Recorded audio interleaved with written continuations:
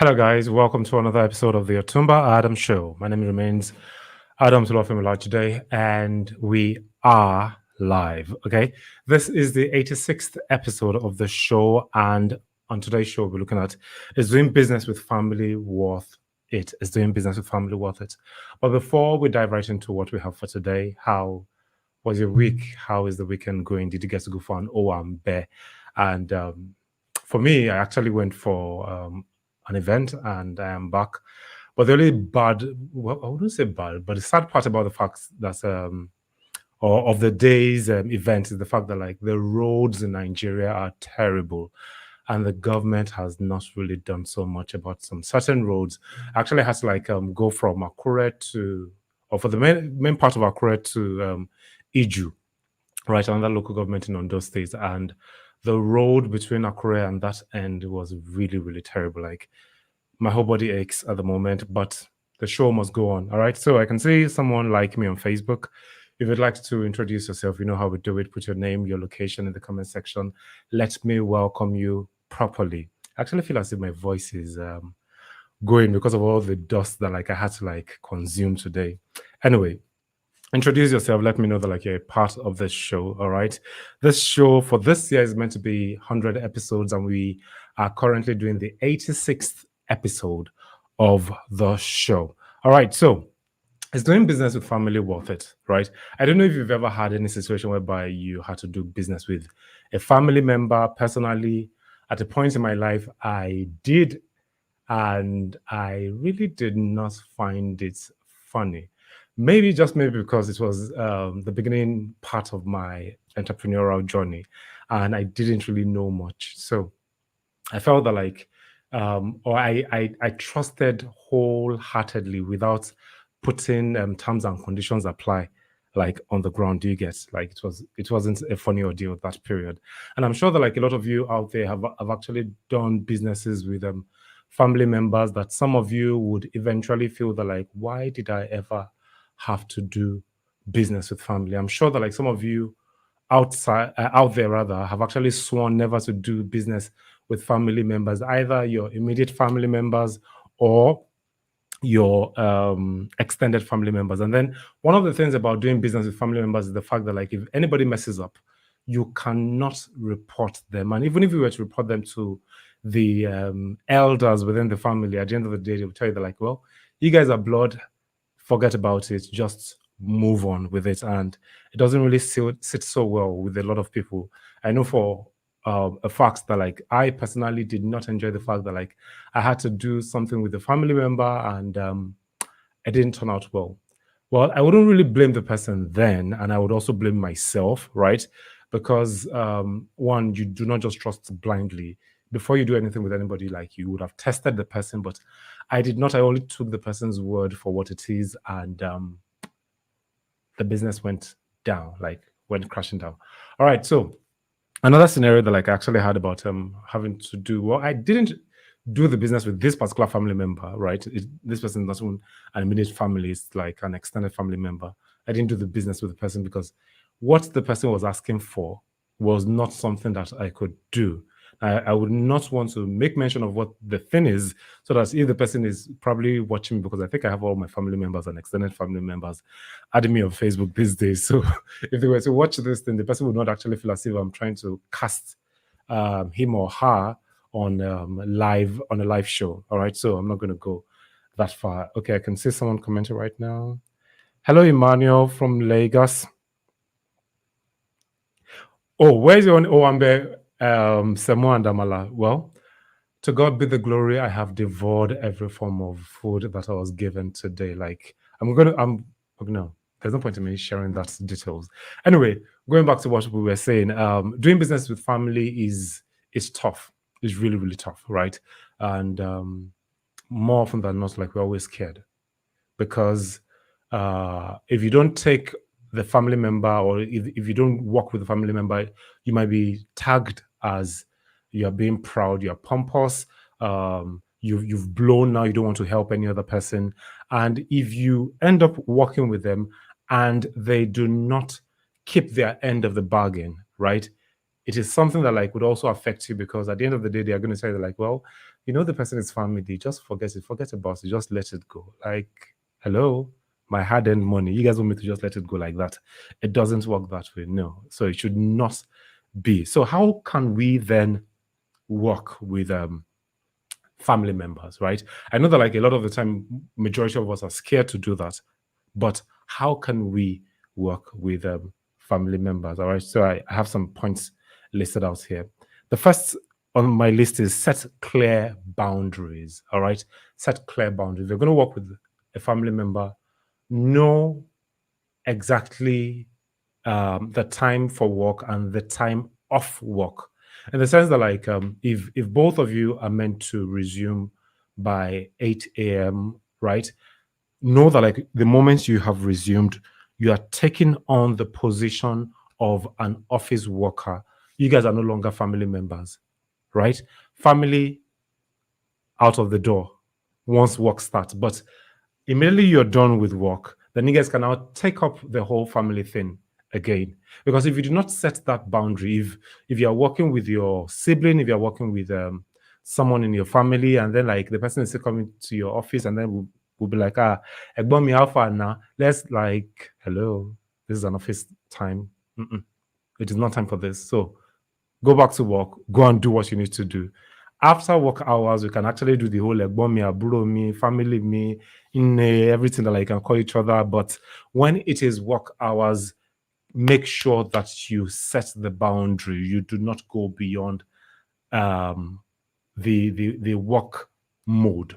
All right, if you're working with a family member. So that's first point that I have. The second point I have is get advice outside from a professional. Get advice outside from a professional, in the sense that like if you're going to be working with a family member, it is best to always bring a professional, a third leg, someone that is neutral, that can see things objectively and will tell you as it is. Because if you are trying to like solve a problem, right, and then the other person that is a family member feels that like no, that like you're being biased, right, it may cause a rift between both of you, and then the person would most likely or probably like the person or yourself would most likely like start having this beef, right, amongst yourself, and it may transcend to outside the work hours. But if you are going to bring in or if you were to bring in a professional, and then the person tells you guys like, okay, this is how it is to be done, right, then you would know that like, okay, this thing is coming from a neutral body that is seeing this issue objectively, and you would be able to like forge ahead together that way. All right. So that's number two on the list. Moving on to number three is stay away from partnerships as much as possible. If it is very, very possible for you, please, especially if it is a business that like you feel it would transcend from one generation to the other. Now, imagine if two sisters or two siblings were to start a business together, right? The business is thriving and they're like their partners, they're doing exceptionally well. Then all of a sudden, one of them gets married, or probably both of them gets married. And then the other person's spouse is trying to make decisions as to how the business should be run, or probably like the person's spouse has beef with you, and then like because the person has beef with you, it would then affect the relationship of your own sibling with you in the business. So more often than not, like there are a lot of factors that could actually like come into the whole game. Another instance is the fact that like imagine if both of you as siblings have actually been able to like work no, what's that English word again? Like with ease. You guys have been able to work with ease, no issues. But at the time that like one of you is to retire and you want to bring one of your offspring into the business, if that offspring is someone who is not capable to handle that business, the business is going to crumble, because we are only as strong as our weakest link. And if you bring in someone that is not capable to handle the business, or the other person brings in a family member that is not capable to handle the business, to take over the business, then that business is going to suffer on the long run. All right. So that is that about that. That's number three on my list. Number four is always communicate. All right. Always communicate. do not just assume that like just because we are family members, we know ourselves. No.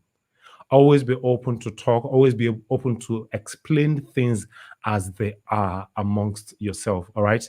Have like it's a job, right? So have times that like you guys would openly say your thoughts about a particular thing, right? If something is going in this trajectory and then like you are the one in charge of it, make sure you communicate that thing that is happening at that point in time to the other person, such that the person will not feel as if you're trying to like ruin the business or something is a how am I going to put it, like that? There's some people like they tend not to explain things to their partners, and then because they just want to take the glory of what they are doing at the moment, they keep everything hush hush. And then when everything now crumbles, they will not be like, actually, I was trying to do this thing. No, it doesn't work that way.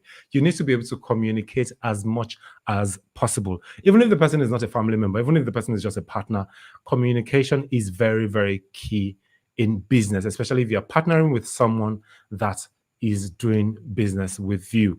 Either the person is a family member or the person is not a family member. All right. So that's number 4 on the list. Number 5 is each person's role should be clearly stated. Now, this is very, very important. If you're going to be working with a family member, if you're going to be taking on a family member, right, to work with you, then let the person know exactly what their role is. All right. Don't just bring them on and then like be like, because you are a family member or more, yeah, I mean, yeah, you are something, something, like just be there, just take charge. No, let the person know exactly what they would be doing. And once that person starts crossing that boundary, what does not concern them, the part of the business that does not concern them, because they feel, Shibi, I am related to the CEO of the company, so I can actually have a say. No, it doesn't work that way, my friend.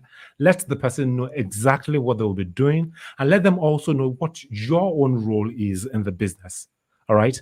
You state their own role to them, and then they also know your role, such that each person does not go outside of what they are meant to do, and then one person will not feel cheated at the end of the day, or the person would not misbehave because they feel that like, well, this person um my relative is the owner of the business. Take for instance, if you own a business and then your wife is a staff in at your workplace, right? You're the CEO, and then she has a job description. Make sure that your spouse sticks to their job description, not the one that like they'll start meddling into other people's businesses because they are the what's this word that like everybody's saying, this Emi Oga, right? The wife of the CEO, or the husband of the CEO, or the sister of the CEO, or the brother of the CEO, and then you start meddling into other people's business, trying to feel like a king that you're not. It should not be. Let everybody know what their role is, because if you give them a free hand, they may most likely abuse it on the long run, and you would not want that for your business. The reason why you created a business was because you wanted to solve a need and also to make profit. But when a family member that does not know when he's meant to stop, or she is meant to stop, and the person is like taking charge of everything, then the business is going to crumble on the long run. All right. So that's number 5 on the list. Moving on to number 6, which is the penultimate number, we have a company vision and a company culture. Have a company vision and a company culture. Now, vision, we know that like, okay, every company should have a vision, but I realize that like a lot of the time, most people do not have a vision for their companies, right? It's just like, let's just be making our daily sales. No, have a vision for the company. Everybody should know where the company is headed, and then have a corporate culture such that everybody feels equal. Just because somebody is your relative, the person is working with you, the person doesn't feel as if I am much more superior than every other person at the workplace. There should be a culture in the workplace that like everybody treats themselves equally. That means that like anybody can call anybody out at any given point in time. You know your role, I know my role, right? When it is time for meeting, when things are going bad, you do not keep quiet because the person is the boss's sister and you don't want the boss to get angry. Everybody should be treated equally. All right. Once you create that culture within your business, then it's going to be easier all right, for the family member to realize that, like, hey, this is office hour. I am no different from any other person in this office. If I am under someone, right, and I have to say, I have to give reports to the person, I would not say because my brother or my sister is the owner of the business, I would then boycott the person and then like go and meet the CEO himself. That on the long run would make people feel like their stand in the business is not validated, and they would start pulling out of the business bit by bit. All right, and you wouldn't want that for your business. So that's number 6. And then moving on to the final number, we have give your best. Now, in a situation whereby you are not the one that owns the business, but you were taken into the business by a relative, by a family member, know this and know peace. Always go above and beyond. Give your very best when you have been pulled into the business, because you do not want that family member to regret having you into their business. All right. Do not see the person that, like, because the person is my family, I can easily act anyhow. No, do not do that. All right. If you've been given something to do, make sure you stick to it, and then you show the result for what you've been asked to do. Don't just take things with levity. Don't just feel that, like, well, because my uncle is the owner of the business, I can come to work at any given point in time. I can act as I like. I can meddle in other people's businesses. I can do anything as I want to. That will not augur well with a lot of people. And that should not even be something that you, as a person that someone has fought for to bring you into the company, should do. All right. So give your best when working with someone. All right. So I'm going to take all the points again. I said number 1, set clear boundaries. Number 2 is get advice outside from a professional. Number 3 is stay away from partnerships. I give examples. Number 4 is always communicate. Number 5 is each person's role should be clearly stated. And number 6 is have a company vision and a company culture. And number 7, which is the last one, is give your best. I hope, okay, no, let me do it the way we used to do it in the debating club then. I hope with these few points of mine, I've been able to convince you, or not to confuse you, that, well, doing business in family is not really so easy. But with these guidelines, it can actually help you out to have a thriving business on the long run. And if at any point in time, anybody goes out of the boundary set, and then you've given the person the first query, the second query, my advice to you is this: let go of the person, or else your business is going to suffer for it. All right. Thank you guys for sticking around. I am tired. I want to go and rest. And I hope to see you guys again come this Wednesday. As I always say, be the best version that's created you to be, and always give your world your very best.